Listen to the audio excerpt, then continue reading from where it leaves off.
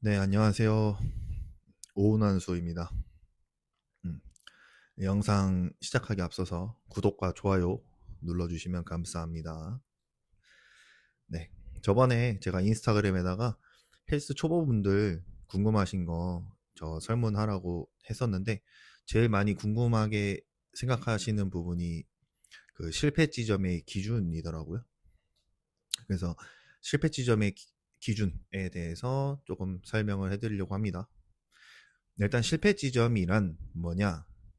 웨이트 트레이닝을 하면 음, 우리가 뭐 개수를 정해놓고 그 개수만 채워서 끝나는 게 아니라 내가 안 되는 지점까지 최대한 근육을 한 세트에 최대한 근육을 다 써줘야 돼요.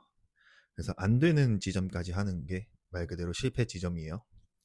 그러면 그 실패 지점에 대해서 기준을 이제 어떻게 잡아야 되는지 모르시는 분들이 많더라고요. 그 쉽게 말하면 운동 강도에 대한 얘기거든요. 내가 어느 정도까지 운동 강도를 뽑아내야 되냐? 요거에 대해서 조금 설명을 해드리려고 합니다. 자, 일단 첫 번째로 제가 생각하기에 제일 중요하다고 생각하는 거는 자세예요. 첫 번째, 자세입니다. 자세. 자, 왜 자세가 중요하냐? 음, 자, 우리가 바벨 컬을 한다고 가정해 볼게요.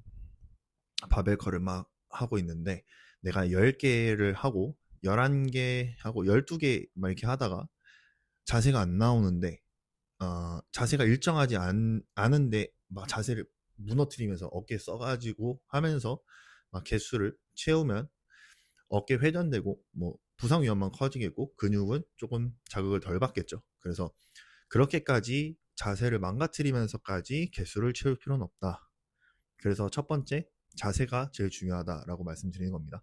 자세 쉽게 말해서 고립이죠. 내가 해당 부위에 대한 자극을 주려고 다른 부위의 움직임은 잠가 놓고 내가 해당 근육에 대한 파트만 계속 움직여 주면서 고립시켜 주는 거예요. 그게 첫 번째로 제일 중요한 자세라고 말씀드리고요.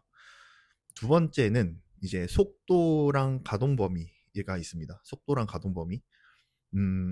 좀 두 가지 운동 강도로 좀 강도를 두 가지 방법이 있어요. 자, 속도를 이용하는 방법은 내가 바벨컬을 하는데 속도를 한 개, 뭐 10개를 한다고 생각하면 한 개부터 10개까지 계속 일정하게 하는 겁니다. 속도가 빨라지거나 천천히 막 무겁다고 느려지거나 하는 게 아니라 무거워도 속도가 계속 일정하는 겁니다. 일정하게 만드는 거예요. 그랬을 때 내가 0부터 100까지 팔을 다 쓰고 있지만 속도를 일정하게 만들다 보면 이제 점점 무게가 올라갈 거예요. 그러면 무게가 올라가면 0부터 100까지 다 못 쓰고 0부터 70, 0부터 50, 0부터 30 이런 식으로 가동 범위가 줄어들 거예요. 속도를 일정하게 유지를 잘 했다면. 어, 그래서 가동 범위가 더 이상 안 나온다 싶을 때 저는 그 기준을 30%까지 잡아요. 0에서 100, 0에서 70, 0에서 50, 0에서 30 하면 그만. 이런 식으로 저는 속도를 일정하게 만든 상태에서 가동 범위가 30%까지밖에 안 나오는 구간까지 갑니다. 이렇게 해서 실패 지점을 잡아주는 경우가 하나 있고요. 두 번째 방법은 속도가 느려져도 가동 범위를 계속 100%까지 다 끌어 쓰는 거예요. 무슨 소리냐? 0부터 100까지, 0부터 100까지 계속 하다 보면 속도가 느려질 거예요. 힘드니까 빠르게 확 못 올라오고 천천히 올라오고 다시 올라오고 이런 식으로. 그럴 때 속도가 느려지더라도 100%까지 다 가동 범위를 써주는 거예요. 그래서 속도가 느려지더라도 100%까지 쓰다 보면 나중에는 안 올라오는 구간이 있을 거야. 거기까지 하시고 멈추면 됩니다. 이렇게 두 가지 실패 지점을 잡는 방법이 있어요. 첫 번째 방법은 혼자서 운동할 때 좀 하면 좋다고 생각해요. 혼자서. 그래서 속도를 최대한 일정하게 만드는 게 제일 중요하고요. 속도가 일정한 상태에서 자세 일정하고 속도가 일정한 상태에서 가동 범위가 30%까지밖에 안 나오는 구간까지 가져가는 실패 지점 하나가 있고요. 두 번째는 자세가 일정하고 가동 범위가 일정한 상태에서 속도가 더 이상 안 나오는 구간까지 가져가는 실패 지점이 두 가지 방법이 있습니다. 그렇게 해서 두 가지 방법을 내가 원하는 만큼 써주면 되고요. 보조해 줄 수 있는 사람, 내가 운동 파트너가 있거나 보조를 해줄 수 있으면 저는 두 번째 방법, 가동 범위를 끝까지 다 쓰는 방법이 좋다고 생각을 해요. 그래서 내가 가동 범위가 속도가 느려져서 가동 범위가 더 이상 속도가 안 나오는 지점까지 왔을 때 그 사람의 보조를 받아서 더 한 두세 개 정도 더 가동 범위를 100%까지 끌어냈을 때 최대한 그 수축까지 갈 수 있는 구간이 생기기 때문에 뭐 운동 파트너나 보조자분이 있으면 가동 범위를 최대한 일정하게 만든 상태에서 속도가 느려지는 방법을 선택하시면 되고요. 내가 만약에 혼자 운동한다 싶으시면 속도가 일정한 상태에서 가동 범위가 줄어드는 방법으로 운동하시는 걸 추천드려요. 자, 이렇게 하고 나서 그 다음에 이제 중량 선택이에요. 중량을 무조건 막 무겁게 하고 무조건 많이 들어야 된다, 이게 중요한 게 아니기 때문에 내가 아까 말한 대로 자세가 일정하고 뭐 속도가 일정하거나 가동 범위가 일정한 상태에서 할 수 있는 중량을 만들어 주시면 됩니다.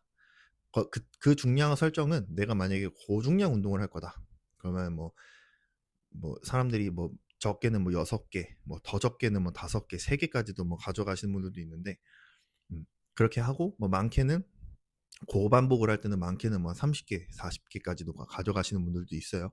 그러면 내가 아까 말한 실패 지점까지 나오는 그 구간에서 내가 오늘 고반복 운동을 할 거야. 그러면 뭐 30개를 나오는 구간까지 해주시면 그 중량을 맞춰서 설정해 주시면 되고, 내가 오늘 고중량을 할 거야. 그러면은 뭐 6개를 할 거다. 그러면 6개까지 할 수 있는 그 실패 지점에 맞춰서 중량을 설정하시면 됩니다. 무조건 무게를 많이 든다고 좋은 게 아니에요.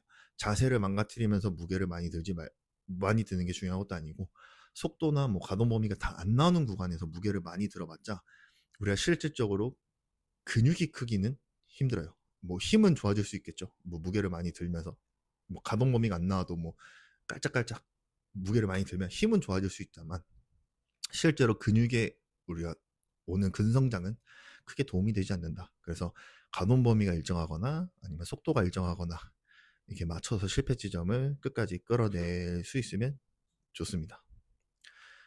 네, 지금 이렇게 하시면 이제 운동 강도에 대한 얘기예요. 어떻게 보면 실패 지점의 기준이라는 게.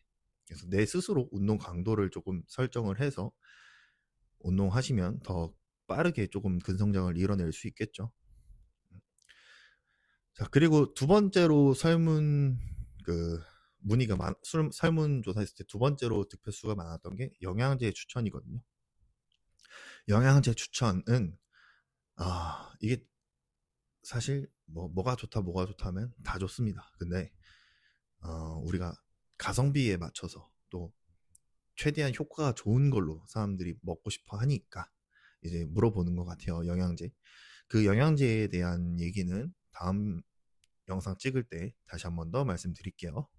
오늘 여기까지 할 거고요. 구독과 좋아요 꼭 눌러주셔서 다음 팁도 받아가세요. 안녕.